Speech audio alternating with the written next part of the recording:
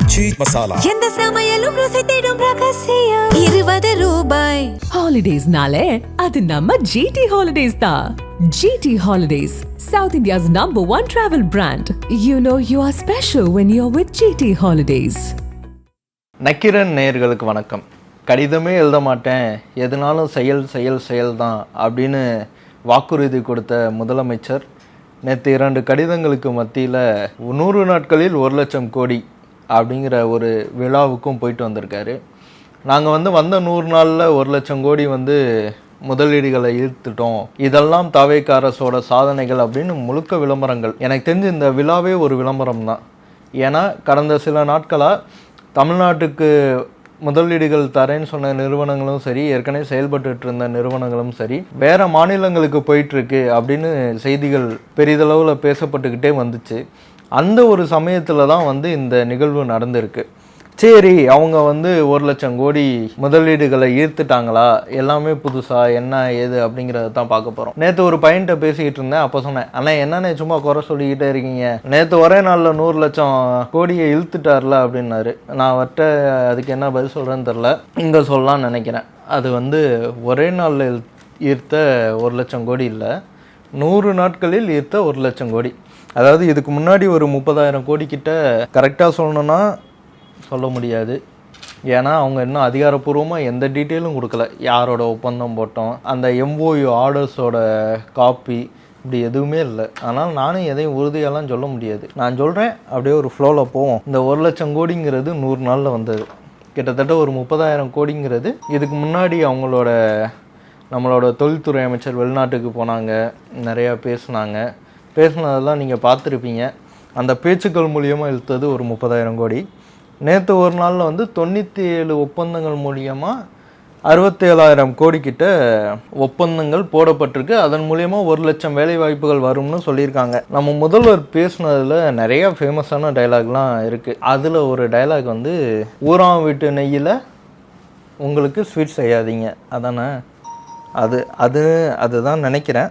அதுக்கு முன்னாடி ஒரு விஷயம் பார்ப்போம். நீங்கள் எனக்கு ஒன்று பண்ணுங்கள், வெற்றி அப்படிங்கிறத இங்கிலீஷில் டைப் பண்ணோம். அதுக்கு என்ன ஸ்பெல்லிங் வருங்கிறத நீங்கள் கமெண்ட்டில் போடுங்க.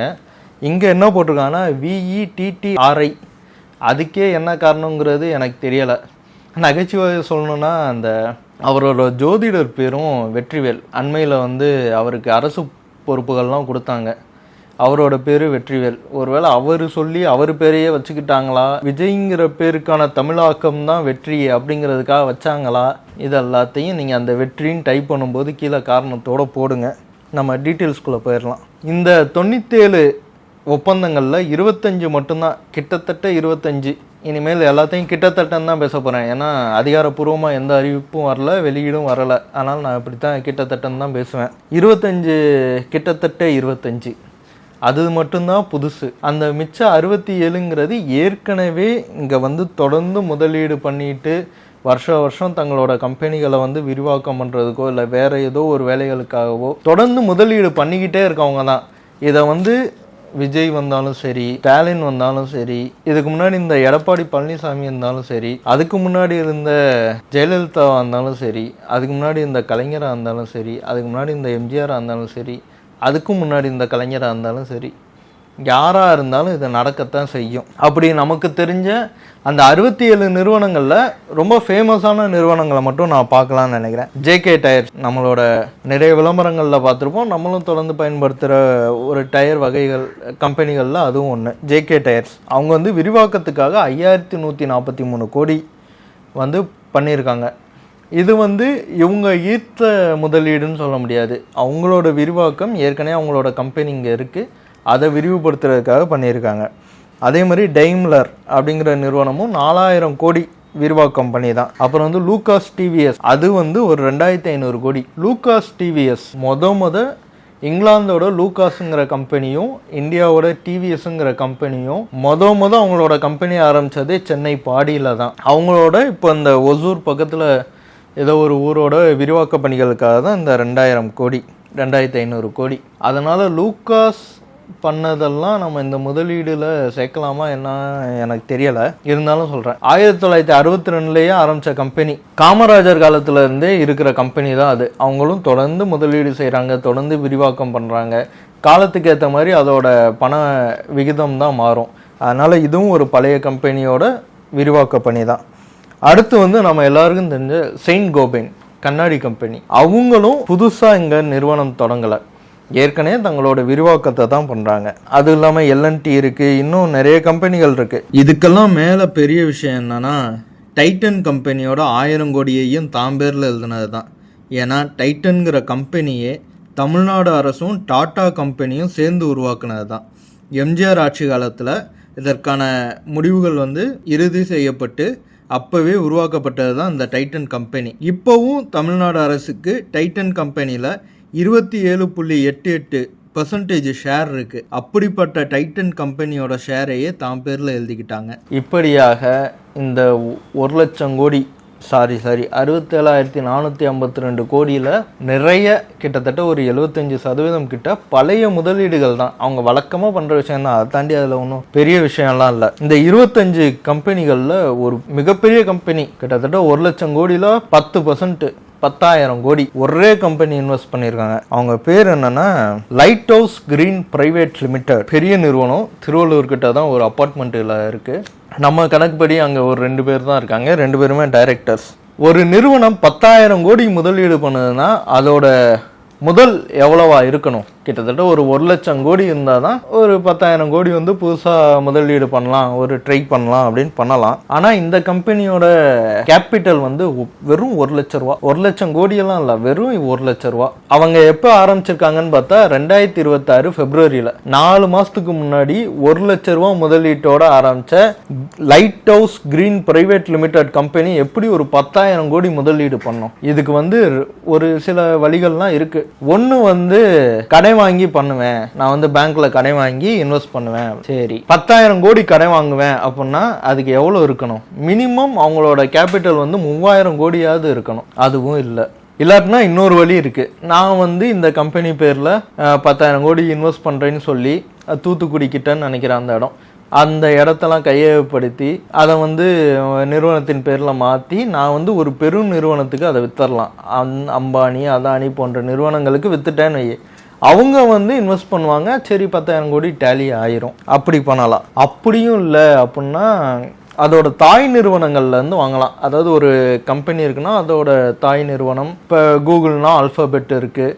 ஸோ அந்த மாதிரியான இதை சொல்கிறேன். இப்போ இந்த நிறுவனத்தோட தாய் நிறுவனம் இன்வெஸ்ட் பண்ணுமா அப்படின்னு கேட்டால் அதுலேயும் முடியாது. ஏன்னா இந்த நிறுவனத்தோட போர்ட் டைரக்டர்ஸ் வந்து சந்தியா வெங்கட்ராமன், ஜெகநாதன் வெங்கட்ராமன் அப்படின்னு 2 பேர் இருக்காங்க. அவங்க வந்து fin horizon consulting services private limited அப்படிங்கிற ஒரு கம்பெனிக்கு டைரக்டராக இருக்காங்க. அதோட முதல் எவ்வளோன்னு பார்த்தா 1,00,000 கோடியெல்லாம் இல்லை, வெறும் 1,00,000 தான். இன்னொரு கம்பெனிலையும் இருக்காங்க, Lycra renewable infrastructure private limited. சரி, அந்த கம்பெனிக்காவது 1,00,000 கோடி முதலீடு இருக்கா அப்படின்னு பார்த்தா அதுக்கும் 1,00,000 தான்.